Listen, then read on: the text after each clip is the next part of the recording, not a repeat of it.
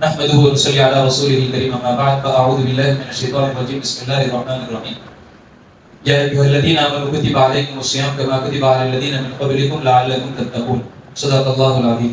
دیکھیے میرے پیارے عزیز نوجوان ساتھیوں، بھائیوں اور بہنوں، ماشاءاللہ ہم اب جو ہے تراویح کی نماز پڑھ لی ہے اور اتنے وقت میں اتنے مصروفیات کے باوجود اب نوجوان بچے جو ہے خاص طور سے قرآن مجید پڑھنے کے لیے یہاں پر جمع ہوئے، بہت بڑی بات ہے. بہت سے نوجوان ایسے ہیں جو رمضان مبارک کی راتوں کو بھی بیجا باہر جا کے اپنی ان مبارک راتوں کو خراب کر رہے ہیں اور شہروں میں آوارہ گردی کر رہے ہیں اور نہ جانے کیسے کیسے شرارتیں لوگ کر رہے ہیں کہ ہماری حکومتیں بھی پریشان. لیکن اس کے باوجود آپ لوگ ایک ساتھ جمع ہوئے اور قرآن مجید کی تلاوت آپ لوگ سن رہے، روزانہ ثواب پا رہا. الحمدللہ میں اللہ سے دعا کرتا ہوں کہ اللہ تعالیٰ آپ کے اس جمع ہونے کو قبول فرمائے اور آپ کے پڑھنے کو بھی اللہ تبارک و تعالیٰ قبول فرمائے. ہم جن ایام سے گزر رہے ہیں یہ بہت ہی مبارک ایام ہیں. اس میں قرآن مجید میں اللہ تبارک و تعالیٰ نے ارشاد فرمایا یا ایھا الذین آمنوا کتب علیکم الصیام کما کتب علی الذین من قبلکم لعلکم تتقون. پارے 2 کی یہ آیت ہے جو ہم کل ایک پارہ پڑھے ایک رکعت میں. کتنی دیر میں پڑھے؟ ایک رکعت میں ایک پارہ جو ہم پڑھے. الحمدللہ ماشاءاللہ آپ لوگ اچھا انرجی کے ساتھ بھی کھڑے رہے. تو اس میں اللہ تبارک و تعالیٰ نے ارشاد فرمایا اے ایمان والو یا ایھا الذین آمنوا کتب علیکم الصیام، اے ایمان والو میں نے تم پر روزوں کو فرض کر دیا. اب یہاں پر دیکھیے اللہ تعالیٰ روزے داروں کو پہلے ایمان والے کہہ کے پکار رہے. کون پکار رہی ہے؟ اللہ تبارک و تعالیٰ. تو ہمیں بڑا خوش ہونا چاہیے کہ اللہ نے ہمیں پہلے ہی ایمان والا کہہ کر پکارا. یا ایھا الذین آمنوا کتب علیکم الصیام، اے ایمان والو ہم نے تم پر روزوں کو فرض کر دیا. روزے کیا ہے؟ اللہ تبارک و تعالیٰ نے ہم پر روزے فرض کر دیے. روزے کا مطلب یہ ہے کہ طلوع آفتاب سے لے کے غروب آفتاب تک، طلوع آفتاب سے لے کر سورج کے طلوع ہونے سے لے کر سورج کے غروب ہونے تک کھانے پینے سے، جماع سے اور حرام کاموں سے اپنے آپ کو بچانے کا نام روزہ ہے. روزہ صرف بھوکا رہنے کا، پیٹ کو خالی رکھنے کا نام نہیں ہے. آنکھ سے بد نظری کرنے سے روکنا یہ بھی ایک روزہ ہے. زبان سے جھوٹ وغیرہ سے روکنا یہ زبان کا روزہ ہے. اسی طرح کان کو بری باتیں سننے سے روکنا یہ کان کا روزہ ہے. تو جسم کے پورے عضو کا اللہ تبارک و تعالیٰ نے روزہ رکھا. روزہ اللہ کے پاس وہی معتبر ہوتا ہے جو پورا روزہ سر کے بال سے لے کر پاؤں کے ناخن تک ہم اللہ کی اطاعت اور فرما برداری میں گزاریں تو یہی اللہ کے پاس روزہ مقبول ہوتا.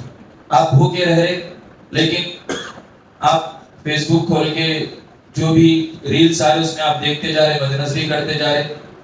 کوئی بھی دیکھ رہا نہیں، چھپ چھپ کے چھپا لے کے دیکھ لے رہے. ہاں کوئی بھی نہیں دیکھ رہا نا بھیا. اللہ تعالیٰ تو دیکھے خود دیکھیں گے لیکن اپنے کو تو کوئی بھی نہیں دیکھ رہا. ہلو کونے میں جا رہے، رفا دیکھ لے رہے اور پھر جا رہے، کہیں تو بھی چلے جا رہے اور جو بھی نظر آئے بد نظری کر رہے. تو صرف آپ بھوکا رہے. اللہ کے نبی فرمائیں گے بھوکا رہنے کے علاوہ اور کچھ نہیں ملنے والا ہے اس کو. سمجھ میں آیا؟ بھوکا رہنے کے علاوہ کچھ بھی نہیں ملنے والا ہے اس کو اگر ہم گناہوں سے نہیں بچیں. تو آنکھ کا روزہ ہے، آپ کی زبان کا روزہ ہے، آپ کے کان کا روزہ ہے، ہر جسم کے پورے عضو کا نام روزہ. اب دیکھیے ایک انسان کو، عام انسان کو ذہن میں یہ خیال آ سکتا کہ اللہ تعالیٰ سارا دن ہمیں بھوکا رکھے اور پھر ہر چیز سے، بد نظری سے، گناہوں سے بھی اپنے آپ کو بچانا ہے. تو یہ ایک انسان کے اوپر بڑا مشقت والا کام نظر آتا. یعنی ہمیں ایسا محسوس ہوتا کہ شاید اللہ تبارک و تعالیٰ ہمارے کو تکلیف دینا چاہے. ہوتا نہیں ہوتا؟ تو ایک فطری طور پر دل میں بات آتی کہ بھائی کیا اللہ تعالیٰ ہمارے کو تکلیف دینا چاہ رہے بھوکا رکھ کے؟ تو یاد رکھیے جی اللہ نے اس کا جواب آگے فرمایا یا ایھا الذین آمنوا کتب علیکم الصیام کما کتب علی الذین من قبلکم. یہ تمہارے اوپر نہیں ہے، صرف تمہارے اوپر روزہ نہیں رکھا میں بلکہ تمہارے سے پہلے لوگوں پر بھی میں روزہ فرض کروں. یعنی ایک عبادت کی کنٹینیو اللہ تبارک و تعالیٰ عبادت کو پہلے لوگوں سے چلاتے ہوئے آ. حضرت داؤد علیہ السلام لگاتار 6 مہینے روزے رکھتے تھے. ایک دن روزہ رکھتے تھے حضرت داؤد علیہ السلام. اور عیسائیاں جو عیسائی مذہب کے بھائی ہیں ان لوگوں کو 2 مہینے کے روزے تھے اور یہودیوں کو 40 دن کے روزے تھے. اور ہم مسلمانوں کو اللہ تبارک و تعالیٰ 30 دن کے روزے فرض کر دیے اور آپ صلی اللہ علیہ وسلم کی سنت یہ ہے کہ شوال کے 6 روزے بھی آپ صلی اللہ علیہ وسلم رکھتے تھے۔ اللہ تعالیٰ کا قانون یہ ہے کہ من جاء بالحسنۃ فلہ عشر امثالها، اللہ اپنے ایمان والے بندوں کے لیے خاص طور سے امت محمدیہ کے لیے یہ انعام فرمائے کہ جو بھی ایک نیکی کرتا ہے اللہ تعالیٰ اس کو 10 نیکیوں کا اجر عطا فرماتے ہیں۔ کتنے؟ 10۔ ایک کرو آپ، اللہ تعالیٰ کتنے دیں گے؟ 10۔ قرآن مجید کا ایک حرف پڑھے آپ کو کتنے نیکیاں ملیں گے؟ 10۔ 1 روپیہ آپ اللہ کے راہ میں اخلاص سے خرچ کرے، کتنے روپے خرچ کرنے کا اجر ملے گا؟ 10۔ ہمارا ایک ہے لیکن اللہ کے پاس وہ 10 نوٹ کیے جائے۔ من جاء بالحسنۃ فلہ عشر امثالها، جو بھی ایک نیکی لے کے آئے گا اللہ تعالیٰ اس کا بدلہ 10 نیکیوں کے برابر عطا فرمائے۔ اب یہ شوال کے 6 روزوں کے حساب سے یہ کتنے روزے ہوئے پورے؟ یہ 30 روزے، اور وہ 6 روزے کتنے ہوئے؟ 36۔ اور سال کی کتنے ایام رہتے، کتنے دن رہتے؟ 360 دن لگ بھگ رہتے۔ ٹھیک ہے، تو اگر ہم ایک دن روزہ رکھیں تو کتنے دن روزہ رکھنے کا اجر اللہ تعالیٰ عطا فرماتے؟ 10 دن۔ اگر ہم 30 دن روزہ رکھیں تو کتنے دن؟ 300 دن روزہ رکھنے کا اجر۔ اور اگر ہم اور 6 دن بھی روزہ رکھیں تو اور پورا سال بھر روزہ رکھنے کا اجر اللہ تبارک و تعالیٰ عطا فرماتے۔ تو یہ بہت بڑی بات ہے کہ جو شخص پابندی کے ساتھ ان روزوں کو رکھتا ہے تو اللہ تعالیٰ اس امت کو ایک انعام عطا فرمائیں گے کہ وہ اس کو پورا سال روزے رکھنے کا اجر عطا فرمائیں گے۔ یہ بہت بڑی بات ہے۔ اس مہینے میں اللہ تعالیٰ نے روزے داروں کے لیے کچھ خاص انعامات عطا فرمائے۔ سب سے پہلے یہ کہ اللہ تعالیٰ نے اس مہینے میں سرکش شیاطین کو قید کر دی۔ کس کو قید کر دیے؟ سرکش شیاطین۔ اب آپ کو ذہن میں یہ بات آ سکتی ہے کہ ہم کوئی بھی نیک کام کرنے جاتے ہیں نا تو ذہن میں بار بار یہ بات آتی کہ شیطان میرے کو بھٹکا دیا، شیطان کی وجہ سے میں بھٹک گیا۔ اور اللہ تبارک و تعالیٰ فرما رہے کہ اللہ تعالیٰ بندوں کی مغفرت کرنا چاہتے، اللہ تعالیٰ بندوں کو معاف کرنا چاہتے، اللہ تعالیٰ بندوں کو دوزخ میں نہیں ڈالنا چاہتے۔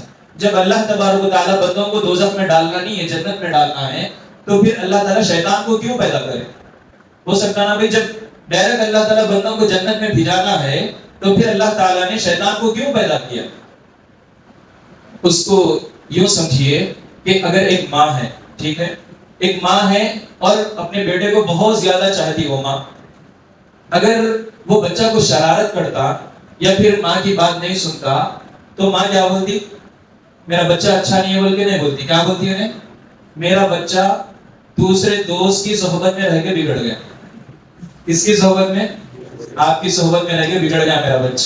اگر آپ نہیں رہتے تھے تو میرا بچہ بہت اچھا تھا، بولتے نہیں بولتے؟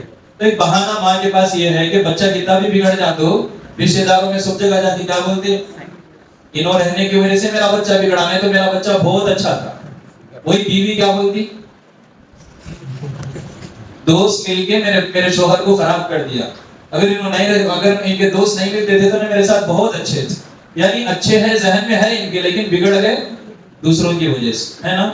تو اب اللہ تبارک و تعالیٰ بھی شیطان کو پیدا فرمائے اس وجہ سے کہ انسان جو غلطی کرتا ہے وہ اپنے نفس کی بھی وجہ سے کرتا ہے، تو اللہ تبارک و تعالیٰ فرمائیں گے کہ یہ شیطان کی وجہ سے غلطی کی، اس کی وجہ سے۔ ہاں، اللہ تبارک و تعالیٰ نے جب حضرت آدم اور اماں حوا علیہ السلام کو جنت میں رکھا اور انہیں ایک پھل کھانے سے منع کیا، اب ان کے دل میں وسوسہ آیا، فوسوس لهم الشیطان، ان کے دل میں وسوسہ آیا، وہ پھل کو توڑے اور کھا لیے۔ تو غلطی کون کرے؟ آدم اور اماں حوا علیہ السلام سے غلطی ہوئی، لیکن اللہ تعالیٰ کیا فرمائے؟ فوسوس لهم الشیطان، شیطان نے وسوسہ ڈال دیا۔ تو جب کبھی بھی انسان غلطی کرتا تو اللہ تبارک و تعالیٰ اس کا صلہ شیطان کے اوپر ڈال دیتے کہ میرا بندہ نہیں بلکہ شیطان بھٹکانے کی وجہ سے میرا بندہ غلطی کے راستے پر آ گیا۔ اس وجہ سے بندے کو جب کبھی بھی غلطیوں کا احساس ہوتا ہے، وہ نادم ہوتا ہے، تو اللہ تبارک و تعالیٰ اگر وہ اللہ کے سامنے ہاتھ اٹھا کے یہ بات کہتا ہے کہ اللہ میں اپنے گناہوں پر نادم ہوں، شیطان کے بہکاوے میں آ کر مجھ سے غلطی ہو گئی، تو اللہ تعالیٰ اس کے گناہوں کو فوراً ہی معاف فرما دیتے۔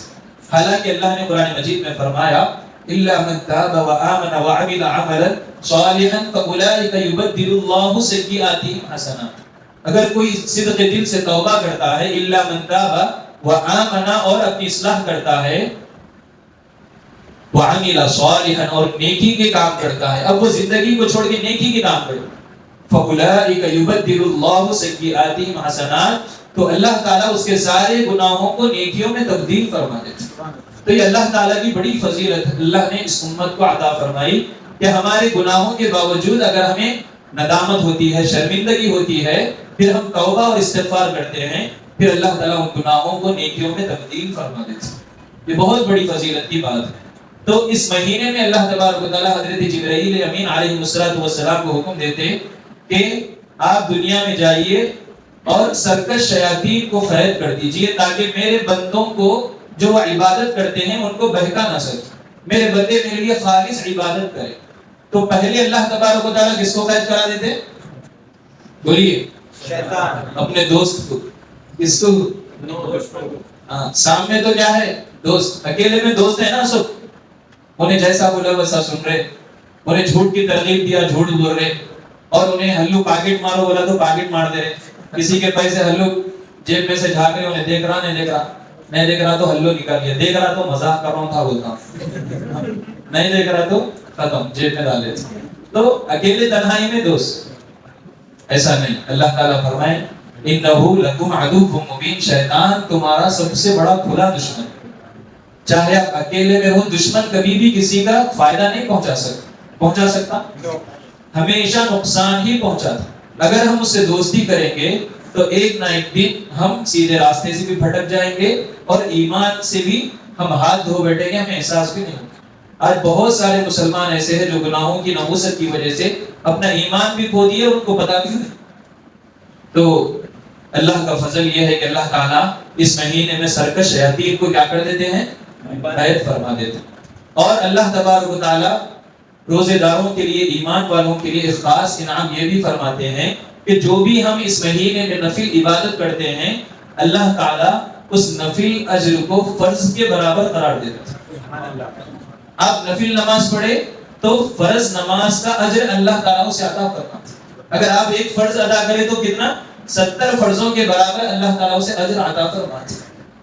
اللہ تبارک و تعالیٰ ایمان والوں کے اس مہینے میں اجر کو بہت زیادہ بڑھا دیتے ہیں۔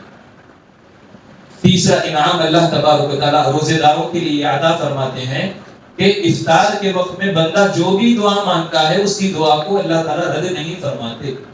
اللہ تعالیٰ رد نہیں فرماتے، جو بھی مانگتا ہے اللہ تعالیٰ اس کی دعا کو قبول کر لیتے۔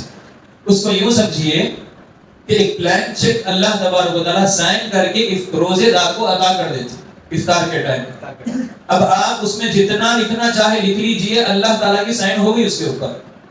آپ اپنے والدین کے حق میں دعا کریے، آپ اپنے فیوچر مستقبل کے لیے دعا کریے، آپ اپنے بہن بھائیوں کے رشتوں کے لیے دعا کیجئے، اگر کسی کے پاس اولاد نہیں ہے اولاد کے لیے دعا کریے، آپ کے والدین بیمار ہیں آپ ان کی صحت کے لیے دعا کریے، آپ بہت زیادہ کروڑ پتی بننا چاہ رہے اللہ سے دعا مانگے۔ اللہ کنجوسی سے نہیں مانگے، دینے والے کوئی دنیا والے ہیں کیا؟ ارے انہوں دیتے کی نہیں کی، میں سے اتنے 1000 روپے پوچھ رہا ہوں دیتے کی نہیں کی، کس سے مانگ رہے ہم؟ جو دنیا کا مالک ہے، مالک یوم الدین۔ اللہ تبارک و تعالیٰ مالک ہے، بادشاہ ہے، سارے بادشاہوں کے بادشاہ ہیں۔ اگر اللہ تعالیٰ ہر ایک کو اس کی حیثیت کے مطابق بھی دے دے تب بھی اللہ کے خزانے میں رائی کے دانے کے برابر بھی کمی نہیں آ سکتی۔ ہم اللہ کی رحمت کو سامنے رکھ کر مانگنا ہے، لیکن ہم کیا کرتے؟ افطار کرنا ہے، بڑی بہت دیر سے بھوکے تھے اپن، بہت دیر سے بھوکے تھے اور بہت بڑا پہاڑ پیٹ میں رکھ کر باندھ کے ہم افطار تک لے کے آپ صلی اللہ علیہ وسلم کے پاس گھر میں کئی مہینوں تک چولہا نہیں جلتا تھا، پیٹ پر پتھر باندھ لیتے تھے آپ صلی اللہ علیہ وسلم، کئی دنوں تک فاقہ گھروں میں گزرتا تھا۔ اب ہمارے کو تھوڑا دھوپ تیز ہو گئی، ارے لو لگ گئی یار، سب کو چلنے نہیں آ رہا، چکر آ رہی، گر جا رہا ہوں، پورا جو اصل ماننے کا وقت رہتا وہ وقت کو ہم ضائع کر دیتے۔ اور ہمارے گھروں میں ہماری خواتین بہت بڑی محنت سے روزہ رکھے، لہٰذا ان کے لیے اچھے چیزیں پکانا، اچھے پکوڑے پکانا، پورا نماز ادھر اذان ہوتی رہتی، ادھر ابھی تیاری میں کھانے پینے میں چلتی۔ جو اہم وقت ہے جس میں اللہ سے دعا مانگنی چاہیے تھی، اپنی مغفرت کی دعا مانگنی چاہیے تھی، ہم اس میں اللہ کو بھول کے اپنے مصروفیات میں مصروف کرتے۔ اب آپ دیکھیے، آپ کسی کو الیکٹریشین والے کو بلائے گھر میں تو پہلے اپن اپنے جیب میں دیکھ لیتے کتنے پیسے ہیں، کتنے دے سکتا ہوں میں اس کو، ہے نا؟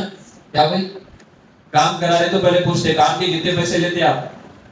انہوں بولے کہ میں 500 روپے لیتا ہوں. 500 کیا برابر کام لیتا ہوں، کیا کرتے ٹھیک ہے کرو بولتے ٹھیک ہے. اگر وہی امیر آدمی ہے تو انہوں کیا بولتے پہلے کام کرو، آپ کام اچھا کرے تو ہم آپ کو اچھے سے اچھا ہی قیمت دیں.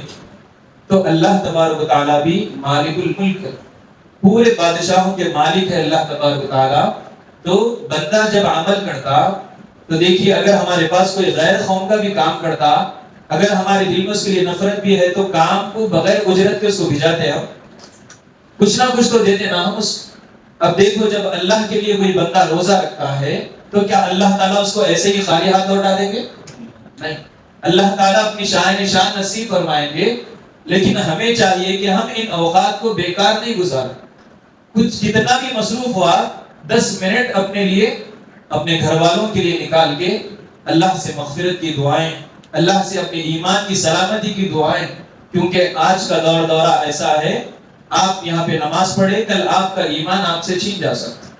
باقی فرقے بہت زیادہ ایمان والوں پہ محنت کریں، کبھی بھی ہمارا ایمان سلب ہو جا سکتا، کبھی بھی ہم عیسائیوں کے دھوکے میں آ جا سکتے. جتنا بھی ہم ایمان پر محنت کریں کم. لہٰذا ہمیں اللہ سے ہمیشہ دعا مانگنی چاہیے کہ اے اللہ مرتے دم تک، آخر سانس تک ہمارے ایمان کو برقرار رکھیں، ایمان پر ہماری موت نصیب فرمائیں.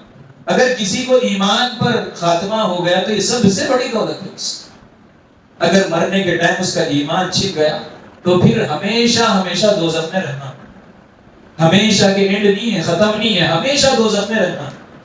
تو ہمیشہ ایمان کی سلامتی کے لیے علماء، بڑے بڑے ائمہ فکر میں رہتے تھے. کتنے بھی بڑے نیکی کے کام کرو، کتنی بھی بڑی دین کی محنت کرو، انہیں یہ فکر رہتی تھی کہ میں ایمان سے رخصت ہو جاؤں، آخر دم تک میرے ایمان کو میں اپنے خبر تک سلامتی کے ساتھ لے کے جاؤں، تب بھی میں کامیاب ہوں. ہمیں ان اوقات میں اللہ سے یہ دعا مانگنی چاہیے کہ اے اللہ ہمارا خاتمہ ایمان پر نصیب فرمائے. اور اپنے مرحومین کے لیے اللہ کے نبی نے فرمایا جو سورہ اخلاص پڑھتے ہیں اللہ تعالیٰ اس کو تہائی قرآن پڑھنے کا اجر عطا فرمائے. کتنا؟ تہائی قرآن پڑھنے کا اجر. جو 3 مرتبہ سورہ فاتحہ پڑھتا اس کو پورا مکمل قرآن مجید پڑھنے کا اجر عطا فرمائے. اور سورہ فاتحہ پڑھنے کتنی دیر لگتی؟ 1 گھنٹہ لگتا. کتنی دیر لگتی؟ بولو جی، اپن تو ویسی ہے نا 1 گھنٹہ لگتا بول کے پڑھتے، 2-3 منٹ میں ہو جاتا سورہ اخلاص.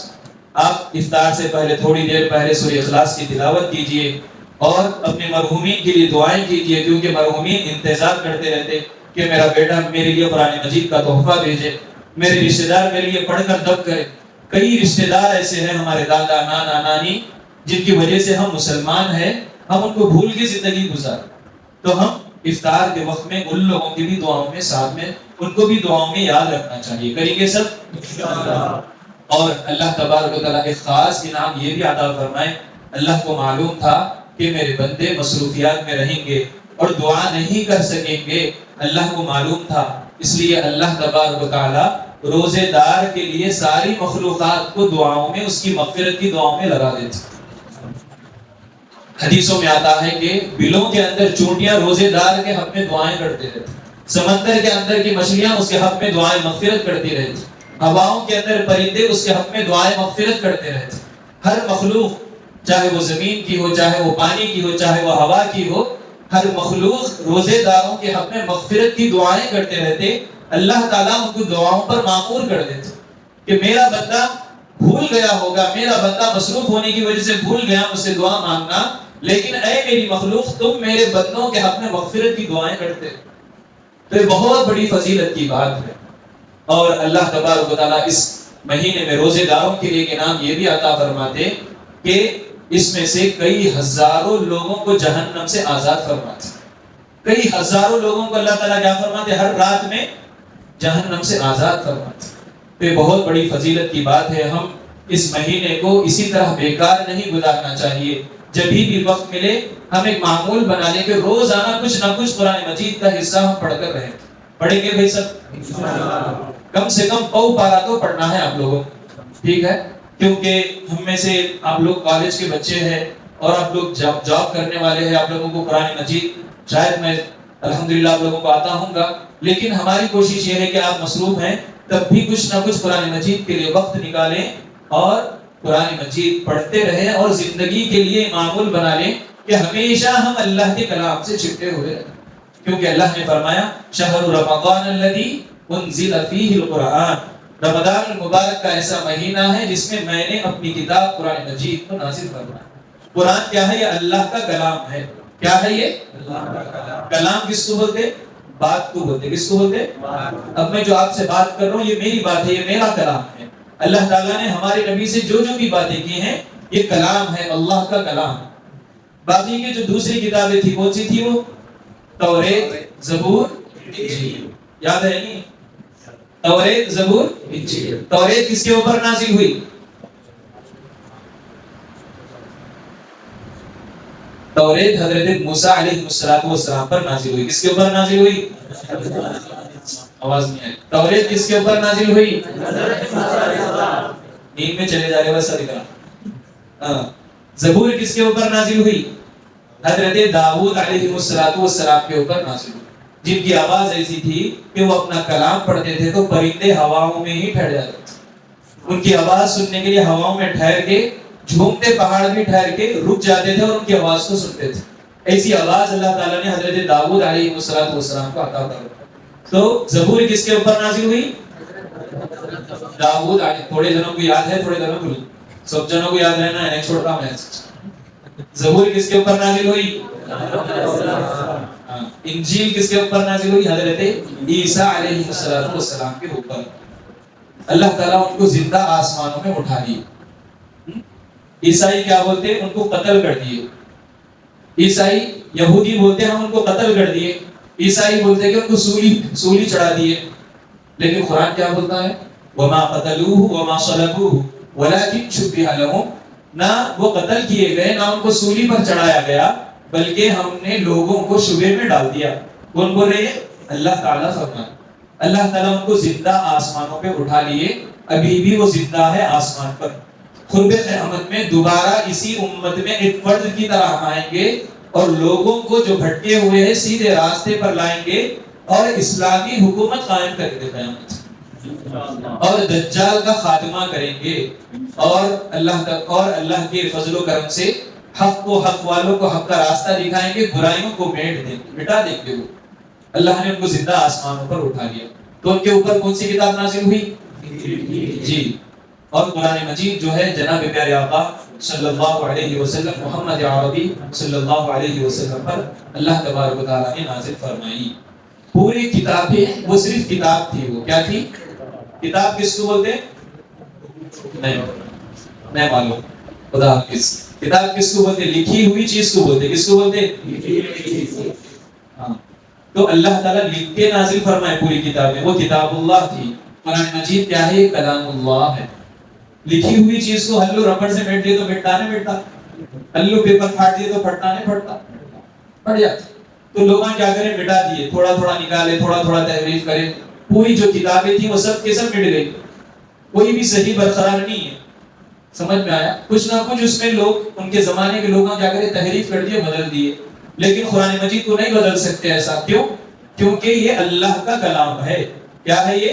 اللہ کا کلام ہے۔ بعد میں جا کے یہ کتاب اللہ بنی، یعنی اللہ کی کتاب بنی۔ اب یہ اللہ کا کلام ہے، اسی وجہ سے سینوں میں بھی محفوظ رہی۔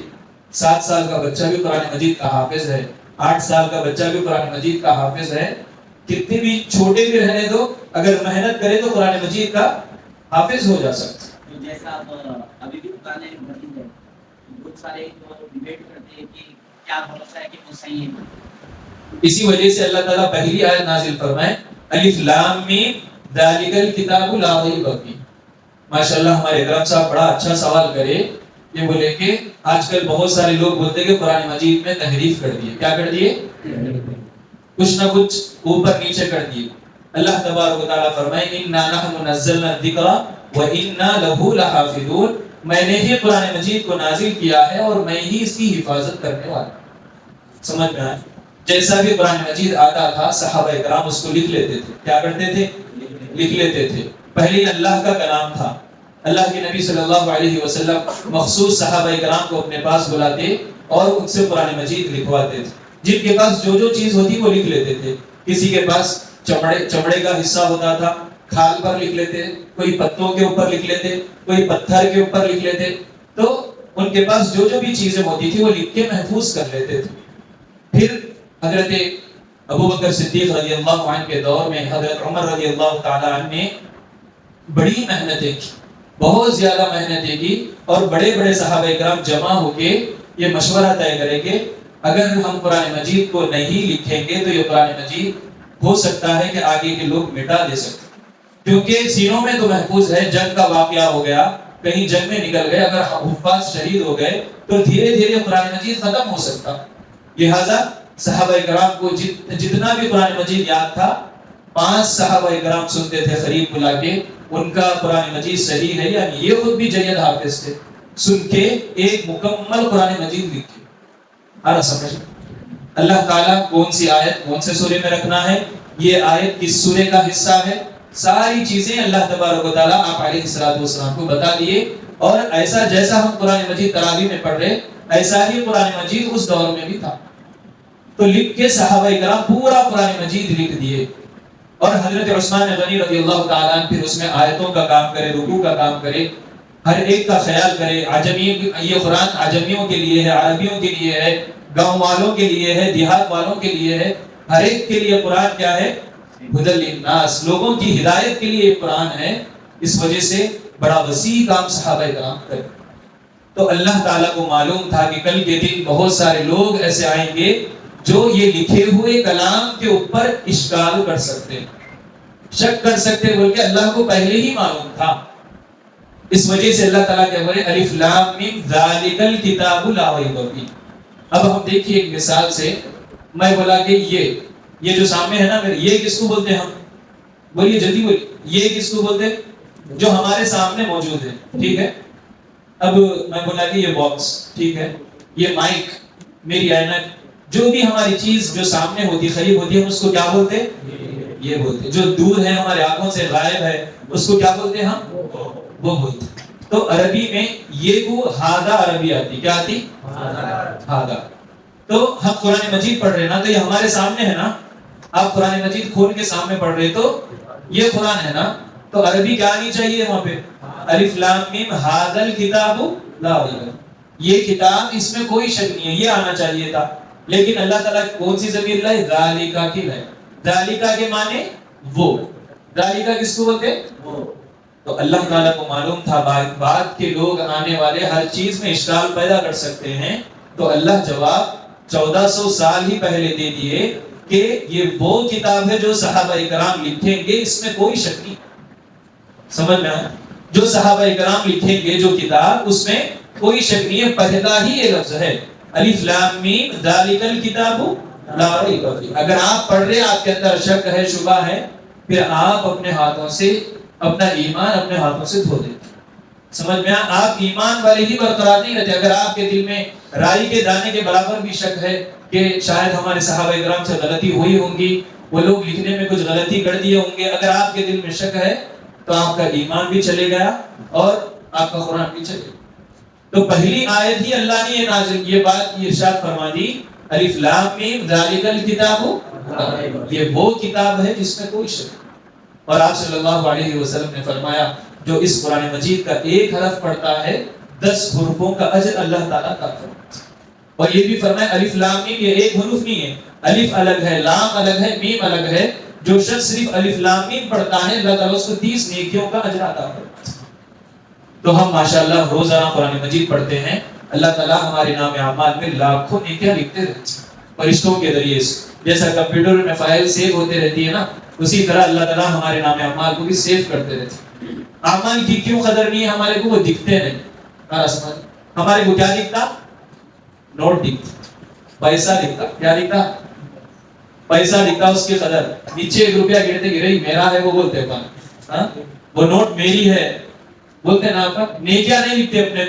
آدمی جو چیز دکھتی نا اس کی قدر کرتا، جو چیز نہیں دکھتی اس کی نیکیاں یہاں نہیں دکھ رہے آپ کو اس لیے قدر نہیں.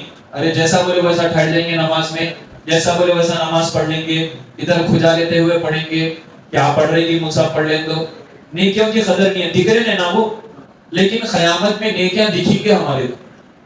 اب وہاں پہ ایک ایک نیکی کی قدر نہیں. بچہ بھاگ لیتے ہوئے جائیں گا ابا کے پاس, ابا میری نام اعمال میں ایک نیکی کم پڑ رہی, آپ میرے کو وہ نیکی دے دیجئے, میں جنت میں چلے جاتا. ابا بولیں گے تو دنیا میں ستا تھا نا میرے کو, ہاں اب کون سی نیکی لینے آیا بابا, ہاں تمہارے واسطے میں میری زندگی پوری داؤں پہ لگا دیا, اب کہیں کی نہیں کی, تمہاری وجہ سے میں نیکیاں نہیں کر سکا, نکلو یہاں سے بول کے بھیجا دیا. اب اس کو یاد آئے گا, ارے میری امی تھے, ہاں میں پریشان تھا تو میری امی میرے کو بستر اڑا کے سلاتے تھے, مچھر کاٹے تو مچھروں سے حفاظت کرتے تھے, مچھر بتی لگاتے تھے. ہاں سوچیں گا, اس کو یاد آئے گا میری مصیبت میں میری ماں سہارا بنتے تھے. ڈھونڈیں گا ماں کو, ماں دکھتے اس کو, پہلے ہی دیکھتے کہ انہیں چھپتے رہتے, کہاں انہیں دکھتا کہ کہاں میرے کو پکڑ لیتا ہے. جا کے بولے گا امی میرے کو ایک نیکی کم پڑ رہی, اللہ تعالیٰ ایک نیکی لے کے آؤ, بولے اللہ تعالیٰ میری مغفرت کر. چلے چل نکل ماٹھی میرے, تو یہاں کیا لینے میرے کو یہیں تو دنیا میں برباد کر دیا, آخر اب یہاں کیا لینے کے واسطے آیا, تمہاری وجہ سے میں میری زندگی صحیح نہیں گزار سکی, اب کیا کون سی نیکی لینے کے واسطے. اب اس کو یاد آئے گا, ارے میرا بھائی تھا, ہر بزنس میں میرا ساتھ دیتا تھا, میں جہاں پہ بھی گیا میرا بھائی کا فیوچر اچھا ہونا سوچتا تھا, لہٰذا بھائی کو ڈھونڈے گا, بھائی کے پاس جائے گا. بھائی بولے چلو بہت دے دیے تمہاری دنیا میں, اب کیا لینے کے واسطے آئے, بول کے بھائی اس کو ملا.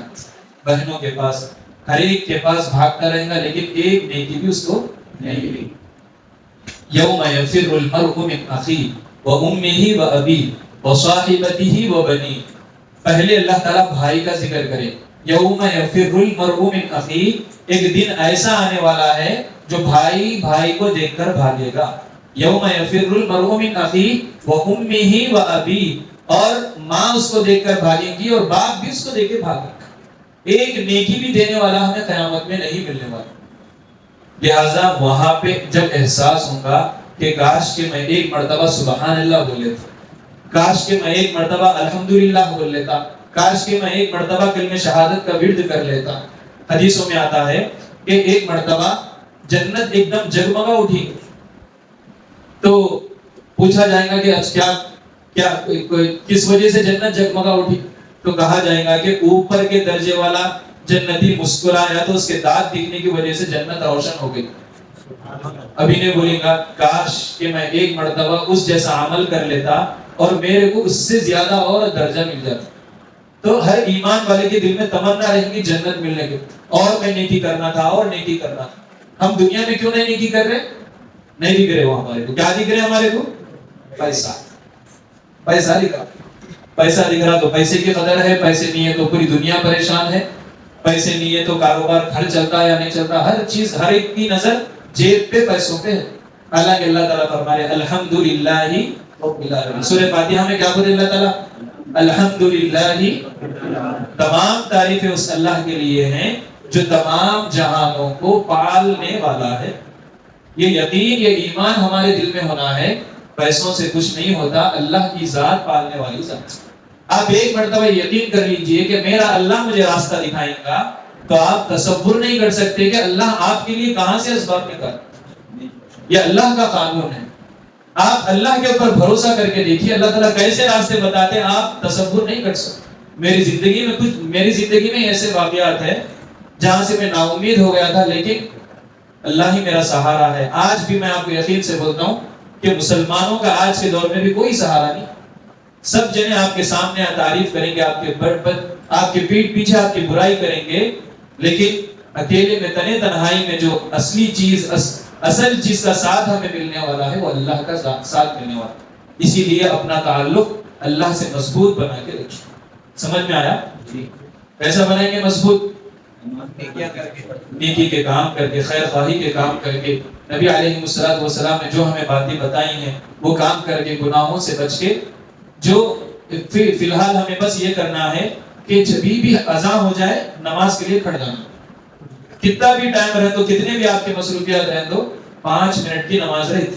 24 گھنٹوں میں 5 منٹ کو آپ نکال لیجئے, آدھا گھنٹہ, 1 گھنٹہ, 24 گھنٹوں میں سے 1 گھنٹہ آپ اللہ کے لیے دے دیجیے. اللہ تعالیٰ آپ کے سارے کاموں کو بنا دیتے. ماشاءاللہ میں سمجھتا ہوں کہ آپ لوگ ایسے نوجوان ہیں जो शराब वराब तो नहीं पीते, गुटखा वुटखा खाते क्या भाई? हाँ, बुरे कामों में तो नहीं है ना? किसी को छेड़ना मारना, सिगरेटा विगरेटा फूकना, हाथ उठाओ कौन कौन सिगरेटा मारते, डब्बे करने कौन कौन रहते सब देखा हूं, होटलों को नहीं, पान डब्बों पे, हाँ, तो क्या है, क्या बोलते भाई, टाइम होना पड़ता, छोड़ दीजिए, बहुत बुरी आदतें हैं, शॉर्टकट मौत है, शॉर्टकट मौत आ जाती। और हम अपने सेहत का ख्याल रखना, सेहत अल्लाह की अमानत है। किसकी अमानत है? अल्लाह की अमानत नहीं है। जिस्म अल्लाह का है, आपका नहीं है। आपका है क्या? अल्लाह का जिस्म है, अल्लाह हमारे को दी, इसकी हिफाजत भी क्या करना है? हमारे को करना है। इसी वजह से अंबिया बीमार भी होते थे, अल्लाह ताला इलाज भी बताएगा, अपने जिस्म का इलाज करो, अपनी सेहत का ख्याल रखो। ऐसा मर्दी के वैसा पड़े हुए है, जिम को भी नहीं जा रहे, वर्कआउट नहीं कर रहे, निकल रहे नहीं, बाहर पड़े हुए रहे बिस्तरों पे, नहीं। सेहत का भी ख्याल रखना, ये हमारी अल्लाह का अमानत है। हमारा जिस्म कमजोर ईमान वाले नहीं रहना, हमारे को ताकतवर बन के रहना। आ रहा समझ में? होगे तो ढगे वैसे थोड़े क्या भाई, भाई को बीच में बैठा दिए। तो बहरहाल माशाअल्लाह, मैं अल्लाह से दुआ करता हूँ कि अल्लाह ताला हम तमाम के इस मुज़ाकिरे को कबूल करे, और जो भी गलतियां कोताहियां हो जाए, अल्लाह ताला हम तमाम के गुनाहों को भी माफ फरमा दे, और अल्लाह ताला हम तमाम को कसरत से इबादत करते रहने की तौफीक नसीब फरमाए, और बुरे अमाल से हम तमाम की हिफाजत फरमाए। आमीन। बात दावाना अल्हम्दुलिल्लाह रब्बिल आलमीन।